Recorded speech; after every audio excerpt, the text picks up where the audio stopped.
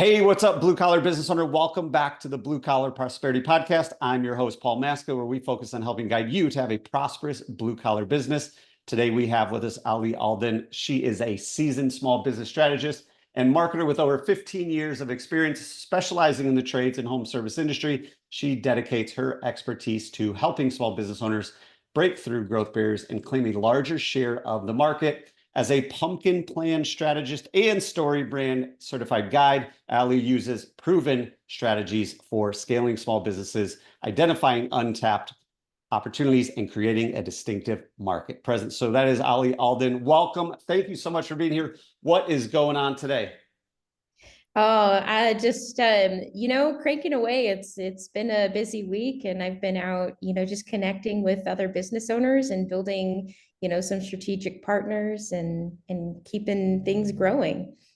Awesome. Well, I'm excited about this conversation, not only to have you on the show, but two of my all-time favorite books, The Pumpkin Plan and Building a Story Brand, are probably top 5 of all time for helping business owners out there. It's done tremendous stuff for all the businesses I've owned and operated. So I'm really excited about that. But before we jump into that, give our listeners just a quick kind of backstory on your journey and how you got to where you are today, helping blue collar businesses, home service people really, get their story out, get their sweet spot figured out and grow their business.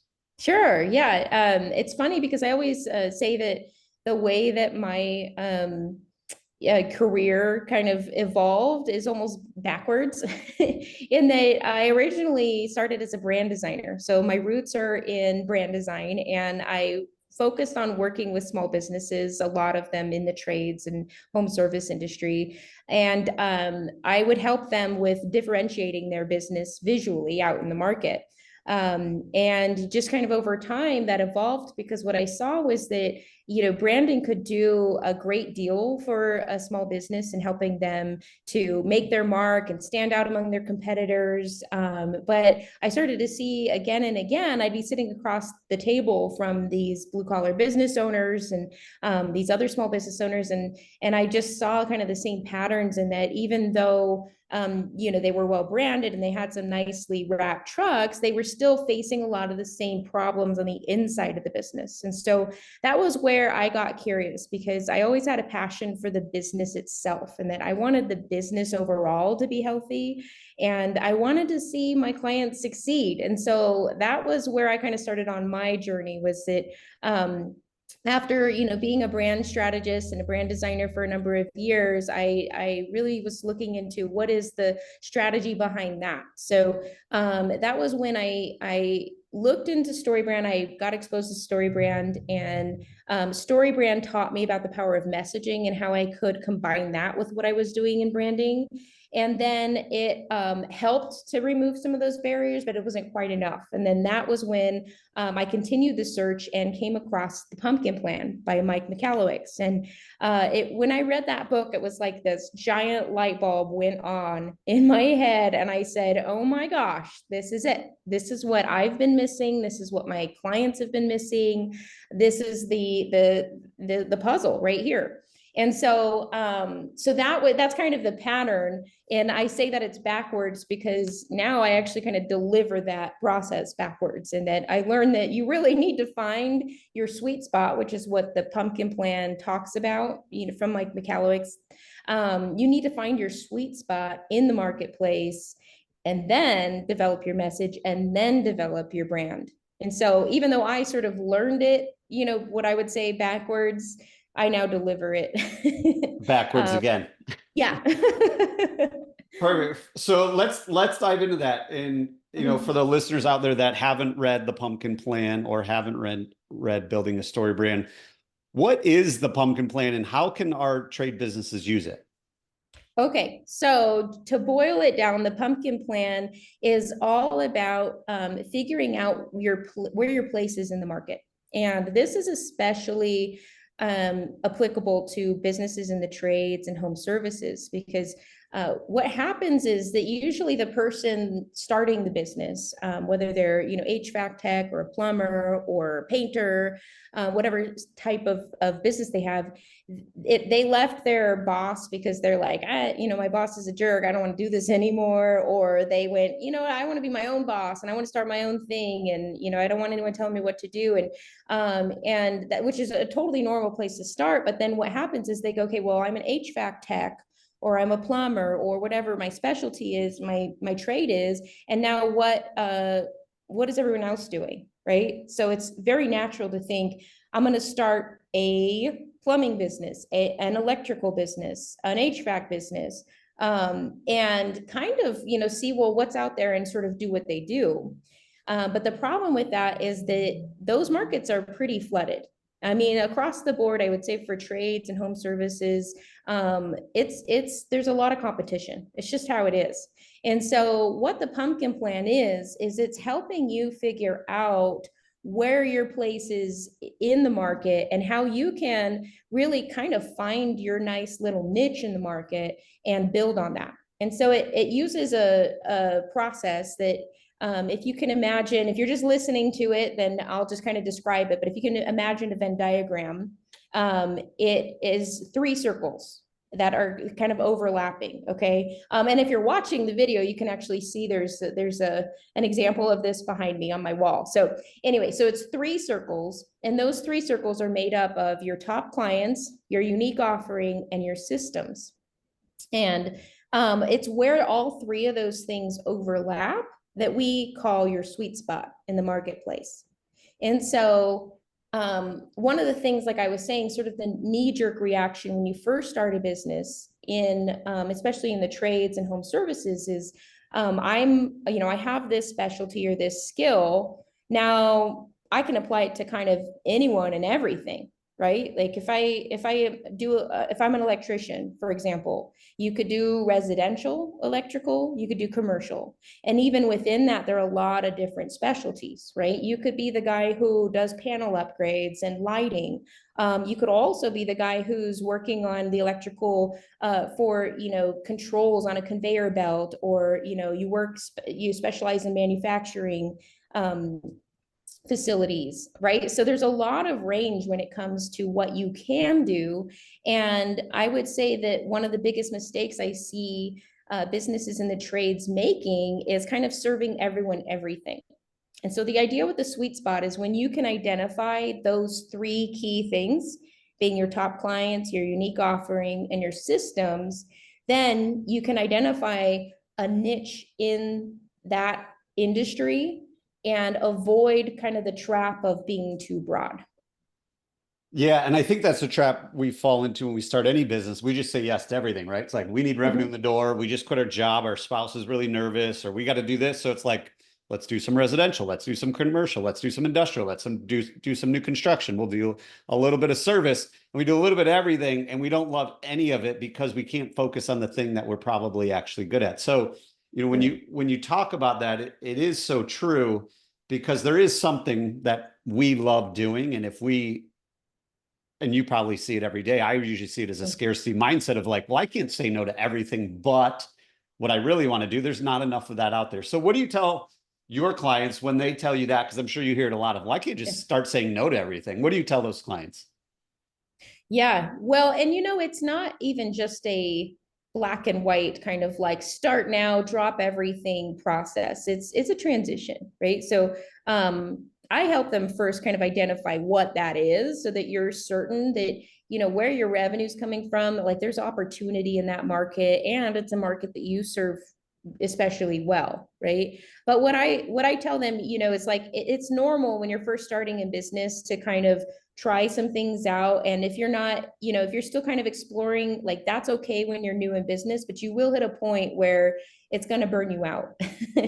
And so to start saying no to things is really the key to growing your business, is that when you hit that point where maybe you're in that place where you've been kind of taking on anything and everything and you're burning out, like that, there's your signal right there. It's time to make a change. And so, it can be really scary, when you start saying no to things, but that's also where um, it's kind of a two-part process, right? So it's don't just start saying no, but also start advertising, start marketing for more of what you want, right? So that's what I talk about when I say like that this process is gradual. It's like identify what it is, identify who are your top clients, what is it that makes you really unique in the marketplace, and then once you have that information, you start asking for it, right? So that's where you need to start using your marketing resources to start advertising and pointing at that audience so that you can start to grow it.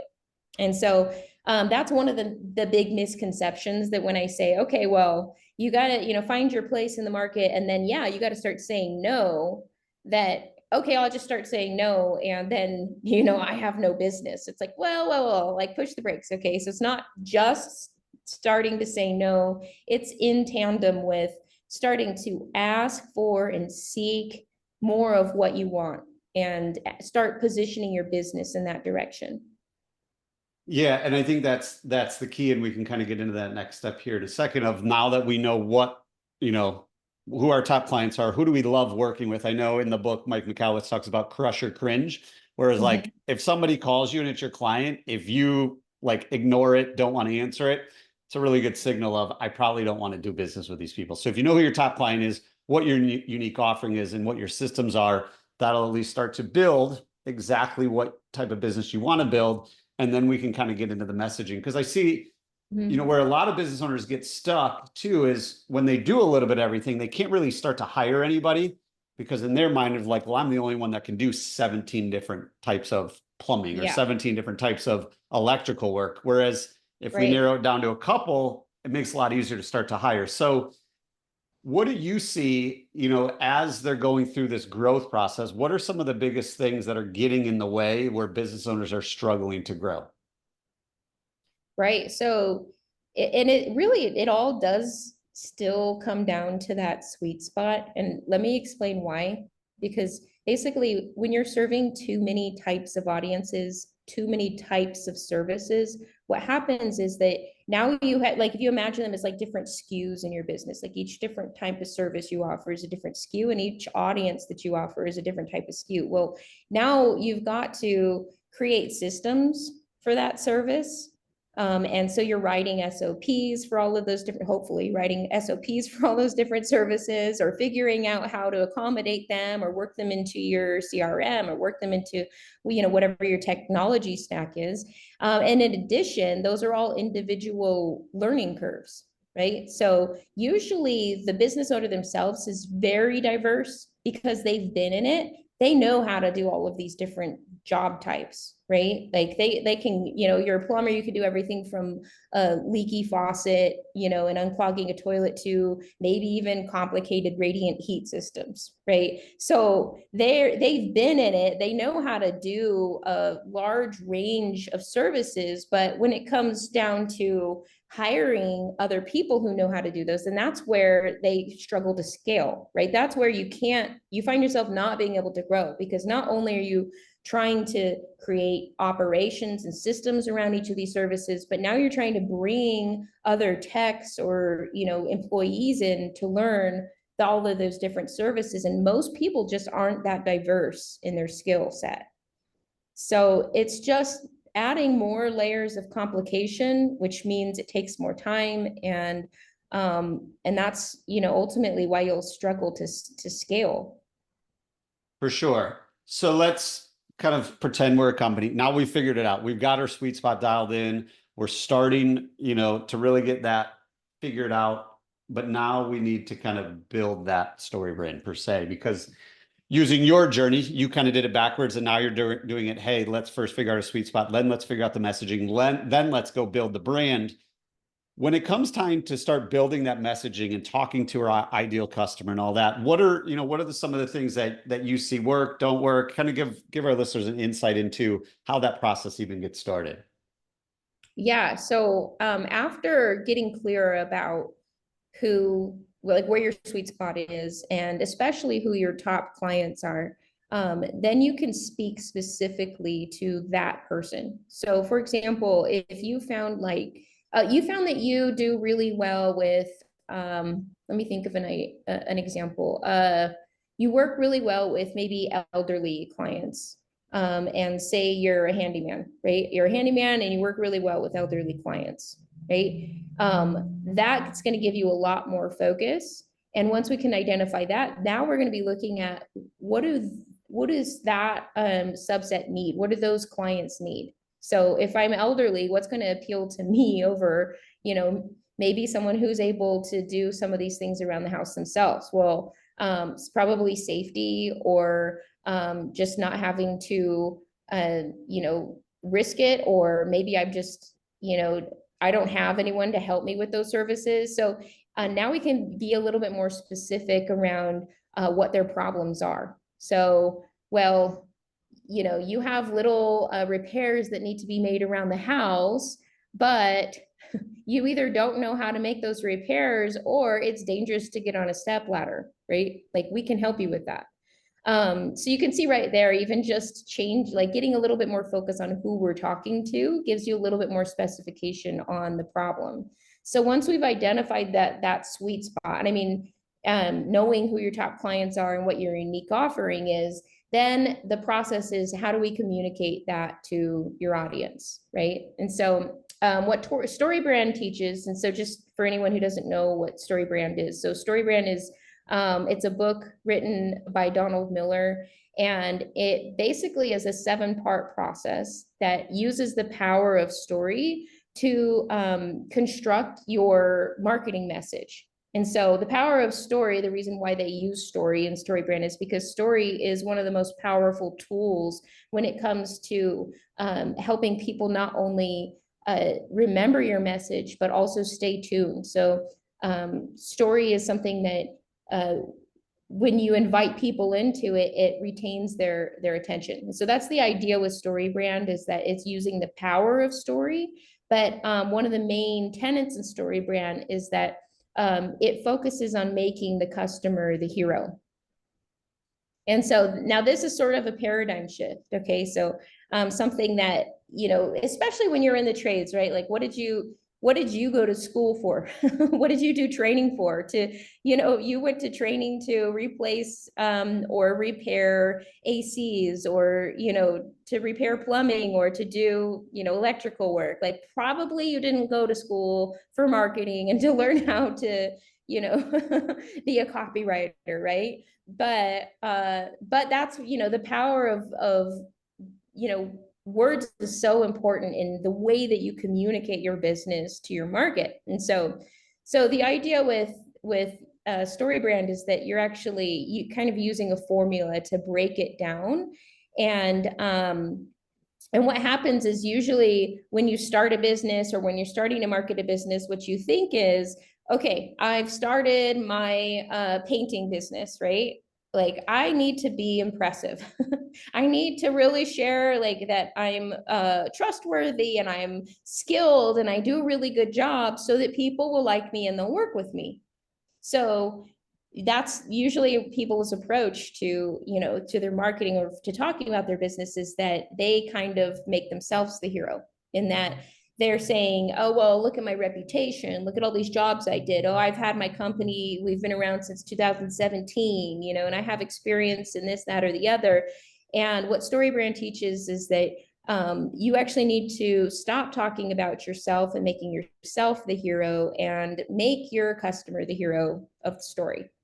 And so it sort of flips the script on how we would market a business. Yeah, and for anybody listening that hasn't read the book or listened to the book, it's phenomenal. Same with the Pumpkin Plan, but building StoryBrand, really, it uses real life. What I like is it uses real life, like movie examples of, like, why are movies so captivating, and what are those 7 parts, and how do the best movies use those 7 parts. And for me, it really kind of hit of, like, when I was a partner in a landscaping company, of, like, what do our clients actually want? They don't really care that we cut grass. They don't really care that we can edge really well, or that we've got 100 years of experience and all that kind of stuff. Like, what are they actually looking for? They're actually looking to get their time back. They're actually looking to not spend all weekend in the yard. They're actually looking to have the best yard on the block, because they all want to brag about that. Where then they become the hero to their family of, like, I don't have to cut the grass. I get to hang out with the family this weekend, or whatever. It just gets really hard. What I have found is really hard for a lot of business owners to do that, because it kind of hurts our ego of, like, Nobody really cares that I have all this experience, and nobody really cares that I can wire up a panel better than anybody, or I can cut grass better than everybody. And unfortunately, they don't, but they do know you'll do that really well if you make them feel really good through the entire other parts of the process. So when it comes to the trades, as we kind of start putting all these pieces together, somebody out there listening of like, wow, this is really starting to make sense. And I haven't really done any of this stuff. I don't really know who my ideal customer is, or I do, but I'm a little afraid to do it. What do you tell the people that are kind of on the fence of scarcity mindset of like, this stuff sounds great, but I don't have time to do it. I don't know about it. What do you tell those people that are on the fence? Yeah, that's a great question, because it's really what's going on in the scarcity mindset is that you're afraid that you're not going to get the work and that you're going to see a dip in your sales. And what's really odd about this process is it's sort of counterintuitive, because your intuition tells you what I just said of like, more is more. And what this is trying to teach you is actually less is more, right? The more that we focus on those higher level projects or higher level clients, or the work that we actually want and are good at, that's actually how you grow your business. And so what I would say, is like, it really just, it comes down to the money. And the area where I help people focus is looking at, like, if you've ever heard of the 80-20 rule, if you've ever heard of Pareto's law, right? It's the idea is that 20% of your inputs produces 80% of your outputs.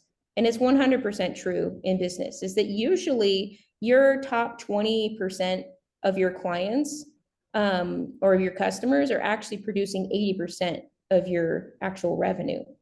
And so that's usually like my number one challenge, is that just to consider that if you were to open your QuickBooks, for example, look back on a year's worth of all of the jobs that you did, and then sort that by highest revenue to lowest revenue, and start to look at some trends there, you'll probably start to see what I'm talking about, in that usually the repeat customers, the ones that are spending the most with you throughout the year, the ones that you want to duplicate, they're at the top of the list.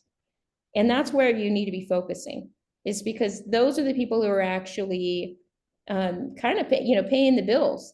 And the more that you know about that group, the more power you have to be able to replicate that group. And that's where you need to be, focusing your time and money and growing your business.